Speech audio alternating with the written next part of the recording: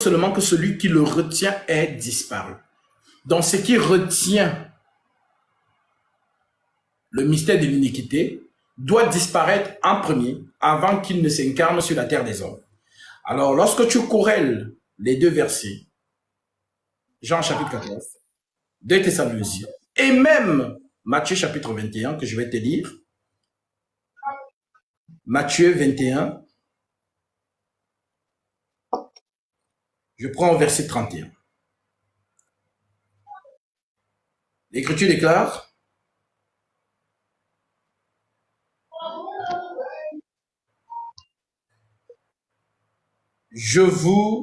lequel des deux a fait la volonté du Père? Il répondit le premier.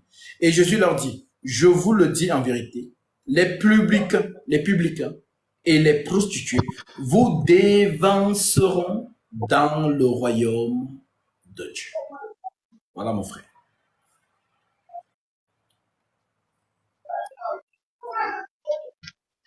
Alors, je vous suis homme de Dieu. Je vous suis. Voilà. Donc, voilà pour la première question. Voilà la réponse dont j'attends la deuxième. La deuxième, je l'ai déjà posé. Comment se fera l'enlèvement, en fait? La deuxième question. Comment se fera l'enlèvement? Alors, comment se fera l'enlèvement? Le Seigneur nous a donné des signes. Le Seigneur nous a confirmé par le discours de Matthieu 24 que nul ne connaît ni l'heure ni le jour. Mais il nous a donné des signes. Et les deux signes qu'il nous a donnés, les deux signes majeurs, il nous a dit, dans les jours qui précédaient le déluge, les hommes mangeaient et buvaient. Nous savons que pour manger et boire, il faut quoi? De l'argent. Et dans l'engouement de notre société, c'est l'argent, l'amour de l'argent que nous voyons. Deuxième signe, il nous dit, les hommes se mariaient et mariaient leurs enfants. Et nous voyons que dans notre société, l'engouement du mariage y est. Toutes les femmes veulent se marier. Les hommes veulent se marier.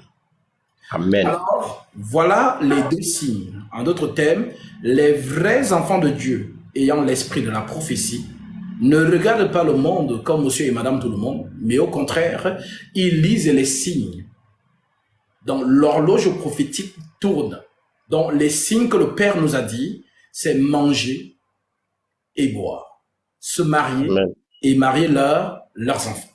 Alors, lorsque nous voyons donc cet engouement, cela nous permet de comprendre que l'arche va bientôt se fermer. Parce qu'il dit, dans les jours qui précédaient le déluge, les hommes mangeaient et buvaient, se mariaient et mariaient leurs enfants.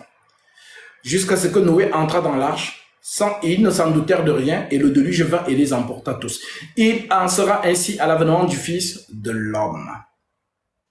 Alors, plus les plaisirs vont se multiplier, plus les hommes vont se tourner vers la doctrine de la chair. Et nous le voyons aujourd'hui, l'apôtre Paul a prophétisé en disant, dans les derniers, car il viendra un temps où les hommes abandonneront la sainte doctrine, mais ayant la démangeaison d'entendre les choses agréables. Dans les choses agréables, c'est ce que nous voyons. Dieu va te donner ceci, prophétie. Oh, je vois que. Donc, les prophéties, les gens aiment ça. Donc, se détourneront de la vérité et se tourneront vers des fables. Et c'est ce que nous voyons aujourd'hui, où le message de Jésus-Christ, pour ces personnes, s'est transformé en Jésus qui optimise tout dans ta vie. C'est-à-dire, qui te donne des voitures, voilà, un chrétien béni, ainsi de suite. Donc, le message des apôtres, c'est justement de mourir en la chair. Jésus dit, celui qui veut me suivre, qu'il renonce à lui-même, qu'il se charge de sa croix et qu'il me suive. Donc, les vrais enfants de Dieu n'attendent plus rien de la terre. Amen. Les vrais Amen. enfants de Dieu sont dépouillés de tout ce qui est projet. C'est-à-dire que c'est comme si en fait tu as la flemme de la vie. C'est comme si en fait tu ne vis pas comme monsieur et madame tout le monde. C'est-à-dire c'est inné, tu ne fais pas exprès. C'est-à-dire tu ne trouves pas d'utilité à, comment dirais-je, à te dire, bon, en 2023, je vais faire ceci, il faut que je construise les immeubles, parce qu'il y a des gens qui ne vivent que pour ça. Par exemple, on va vous poser la question, oh, regarde, tes amis ont déjà construit. Toi, tu n'as même pas encore construit, ainsi de suite. Mais sauf que lorsque toi, tu lis la vie, tu te rends compte que, mais attends, tous ceux qui ont construit sont morts. Et leurs maisons sont toujours là. Il y a même ceux qui ont commencé à construire, qui n'ont pas terminé la construction, mais ils sont morts. Voilà ce que Jésus dit donc. À quoi sert à l'homme de gagner le monde s'il perd son âme? Alors, les vrais enfants de Dieu sont conduits par l'Esprit, c'est-à-dire qu'ils désirent Maranatha, donc en d'autres termes, le retour du Père. Maranatha, Jésus revient. En d'autres termes, ce sont des gens qui n'ont plus de projet de vie. Voilà pourquoi, quand nous lisons les Épîtres, nous voyons que les disciples, c'est comme s'ils vivaient au jour le jour. Comme s'ils n'attendaient rien de la vie. C'est pareil pour nous. Et je te donne l'écriture où il le dit avec précision. Nous sommes ici dans 1 Timothée chapitre 6. Je prends à partir du verset 3. L'écriture dit, si quelqu'un enseigne de fausses doctrines et ne s'attache pas aux saintes paroles de notre Seigneur Jésus-Christ et à la doctrine qui est selon la piété, il est enflé d'orgueil, il ne sait rien et il a la maladie des questions oiseuses et des disputes de mots.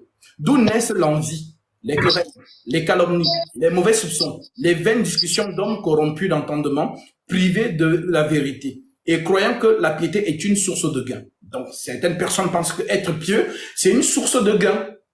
Voilà donc les bénédictions.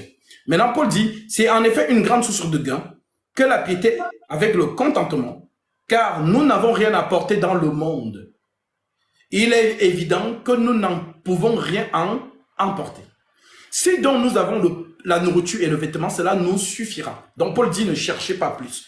Si vous pouvez vous habiller pour ne pas avoir froid, si vous pouvez manger le pain, c'est bon. C'est ce qui vous suffit. Donc, il continue en disant donc que si donc nous avons la nourriture et le vêtement, cela nous suffira. Mais ceux qui veulent s'enrichir tombent dans la tentation, dans les pièges et dans beaucoup de désirs insensés et pernicieux, qui plongent les hommes dans la ruine et la perdition. La perdition ici, c'est, voilà, ce que les gens pourraient appeler la GN. Qui plonge les gens dans la ruine et la perdition, car l'amour de l'argent est la racine de tous les maux. Et quelques-uns, en étant possédés, se sont égarés loin de la foi et se sont jetés eux-mêmes dans bien de tourments. Donc, ces personnes, c'est le gain, c'est la structure qui veulent présenter aux hommes. Regardez, j'ai réussi, j'ai un bon travail, j'ai un beau foyer, j'ai une belle maison, j'ai une belle voiture, j'ai un beau mariage, j'ai de beaux enfants. Donc, c'est ce qui rythme leur vie quotidienne. Donc, c'est là où leur vie s'arrête. Sauf que les païens vivent pareillement. Il y a des gens qui ne croient pas en Jésus et qui ont toute cette structure. Ils ont des très belles entreprises, prospères. Ils se marient. Ils ont des enfants. Ils ont des belles voitures. Ils ont des belles maisons. Mais ils ne croient pas en Jésus-Christ. Maintenant, toi qui crois en Jésus-Christ, les faux hommes de Dieu te font croire que comme tu es en Jésus, alors tout sera optimisé. Non. Au contraire, être en Jésus, l'ennemi ne va jamais te permettre d'avoir une place sur le soleil. Parce qu'il a dit à Jésus lui-même dans Luc 4, prosterne-toi et je te donnerai la gloire de tous ces royaumes. Donc, pour avoir une place sur le soleil dans cette dimension, terre, dans ce monde, il faut se prosterner. Et nous le voyons aujourd'hui dans notre vie de chaque jour, mais c'est banalisé. Quand tu vois peut-être une jeune fille avoir des sugar daddy, ça peut paraître phénomène de mode, c'est normal, mais en réalité, non, c'est pas normal. Donc, la jeune fille s'est donnée en échange de l'argent. C'est ça la prosternation. Se prosterner, c'est ça. Donc, la jeune fille fait l'escorting pour avoir beaucoup d'argent et pour montrer aux autres jeunes filles que sa vie dose. Les sacs Chanel, les voitures, les voyages à Dubaï, les ceci, les cela. Donc, c'est à cela que lorsqu'elle poste ça dans les statuts, les autres filles qui la regardent vont voir que, oh, vraiment, elle, sa vie dose, hein.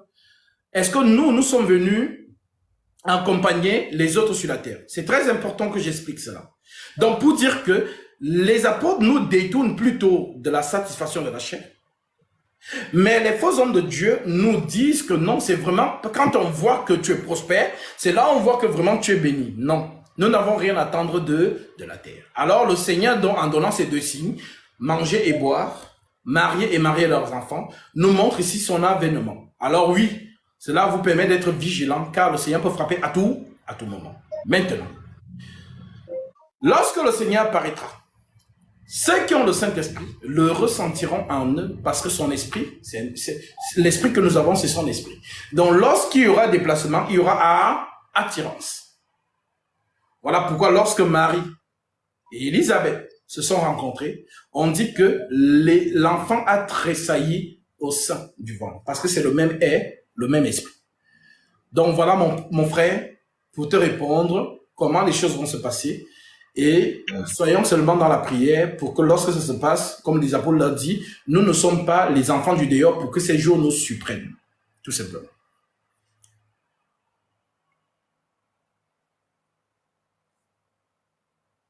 Comment le Seigneur a effectué 2 marches. C'est ça. La marche de la première épouse. Voilà, celle qu'il a prophétisée par Jérémie en disant « J'exciterai la jalousie de ce peuple.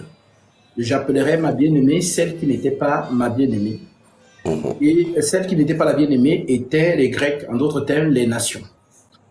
Et cela, le Seigneur nous montre cela avec le mouvement prophétique concernant Vashti et Esther. Alors, le Seigneur marche avec un peuple dans le temps. Et le Seigneur marche avec un autre peuple hors du temps.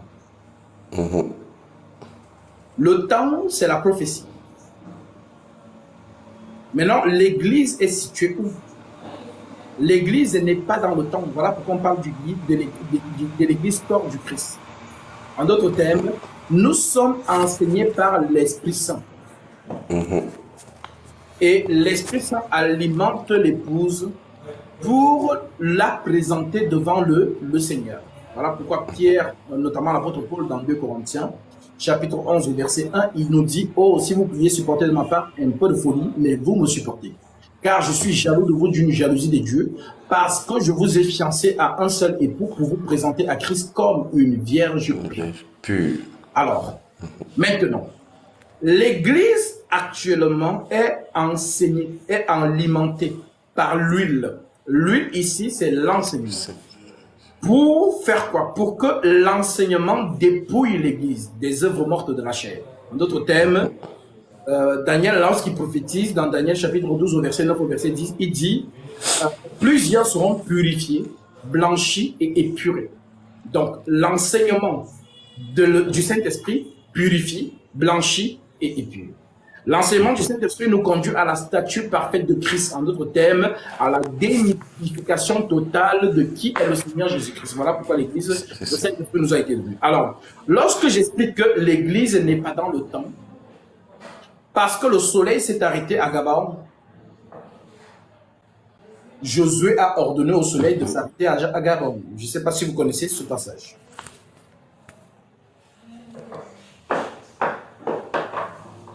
Allô? Voilà, je t'entends maintenant. Je t'entends maintenant. Ah d'accord, là c'est bon. Alors, oui, c'est bon. Comme je disais tantôt, l'Église n'est pas dans le temps. L'Église est hors du temps. C'est ça. Israël est dans le temps. Voilà pourquoi lorsque Israël est dans le temps, le Père porte un corps. Donc quand Jésus pénètre la création, il vient encore, il a le corps, il entre dans le temps. Et lorsqu'il entre dans le temps, il est soumis aux conditions du temps. Maintenant, lorsqu'il est hors du temps, il est esprit. L'esprit n'est pas dans le temps. Voilà pourquoi l'Église marche hors du temps. Alors, j'ai donc dit, il y a une prophétie qui concerne Gabaon. Josué a arrêté le soleil à Gabaon.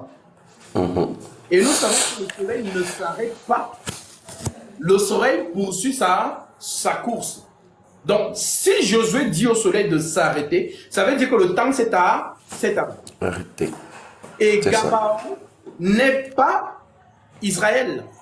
Gabaon, c'est un peuple païen.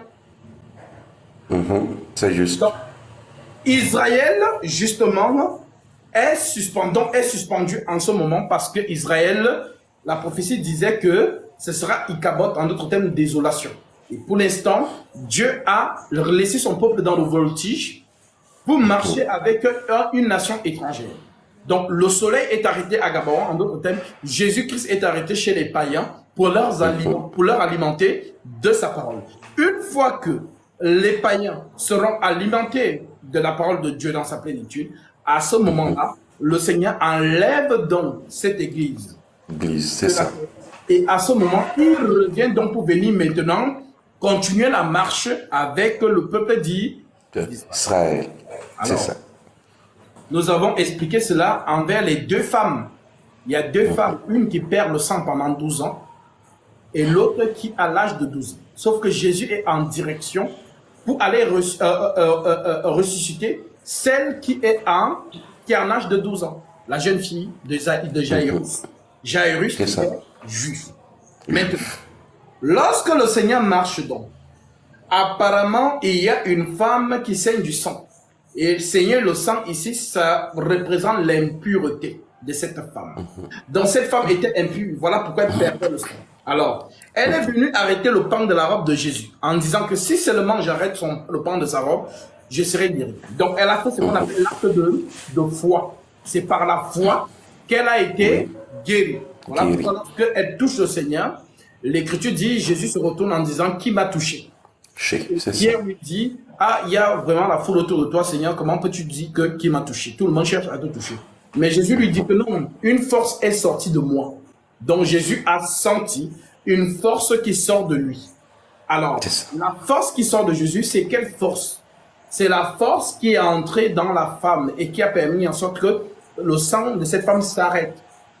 Donc, nous disons donc que cette femme a reçu l'Esprit de Dieu. Voilà pourquoi l'Église a l'Esprit Saint, la force de Dieu, l'Esprit Saint. Parce que, Seigneur, que veut dire Gabriel en hébreu? Gabriel en hébreu signifie force de Dieu. Donc, l'Église qui reçoit donc l'Esprit du Seigneur est forte. Voilà donc pourquoi les portes du séjour de mort ne peuvent pas contre elle. C'est-à-dire, rien ne peut éteindre cette église. Quand on parle même des églises réveillées, l'église ne s'est jamais endormie pour se réveiller, jamais. C'est ça. Voilà, donc l'église n'est pas l'église, ce sont les lettres. Et les lettres n'ont jamais disparu. Les lettres sont au thème le fondement des apôtres et des prophètes, conformément à Éphésiens chapitre 2, verset 20. Vous avez été édifiés sur le fondement des apôtres et des prophètes. Jésus-Christ lui-même étant la pierre angulaire. En d'autres termes, toute personne qui est fidèle au fondement, cette personne est dans l'église du Seigneur. Maintenant, voilà pourquoi cette église ne s'est jamais perdue. Ce sont les gens qui se sont égarés dans d'autres obédiences. Mais ceux qui sont restés fidèles au fondement ont toujours été dans l'église du Seigneur. Jusqu'aujourd'hui, nous sommes en 2020. Donc, voilà pourquoi le Seigneur est déjà en train de terminer la préparation de la Vierge pour la présenter maintenant. Voilà pourquoi la prophétie dont nous dit ceci dans Jean chapitre 1 verset 3 et 1 Jean chapitre 3 verset 1, 1 Jean 3 verset 1. L'Écriture nous dit donc, voyez quel amour le Père nous a témoigné pour que nous soyons appelés enfants de Dieu. Et nous le sommes. Si le monde ne nous connaît pas, c'est qu'il ne l'a pas connu. C'est ça. Bien-aimés, nous sommes maintenant enfants de Dieu. Et ce que nous serons n'a pas encore été manifesté. Mais nous savons que lorsque cela sera manifesté, nous serons semblables à lui, parce que nous le verrons tel qu'il est. C'est-à-dire que la prochaine fois que nous allons voir Jésus, nous ne le verrons pas comme nous l'avons vu sur terre. Voilà pourquoi Paul dit, si vous avez connu Jésus selon la chair, sachez que nous ne le connaissons plus de la même manière. En d'autres termes, lorsque l'épouse va voir son mari, elle verra son mari nu. La nudité de Dieu, c'est de le voir dans toute sa gloire, c'est-à-dire sans énigme. Donc Jésus, dans sa véritable identité, sans énigme. C'est ça. Et pourtant, lorsqu'il entre dans le temps, il est énigmatique. Ça veut dire quoi? Il porte un corps. Mais lorsque l'Église va le voir, on dit donc, c'est la prophétie qui dit, heureux les cœurs purs, car ils verront Dieu. Donc, voir Dieu, c'est de le voir sans énigme, sans représentation. Vous le verrez, vous le voyez tel qu'il est. Et c'est ça la promesse de l'Église.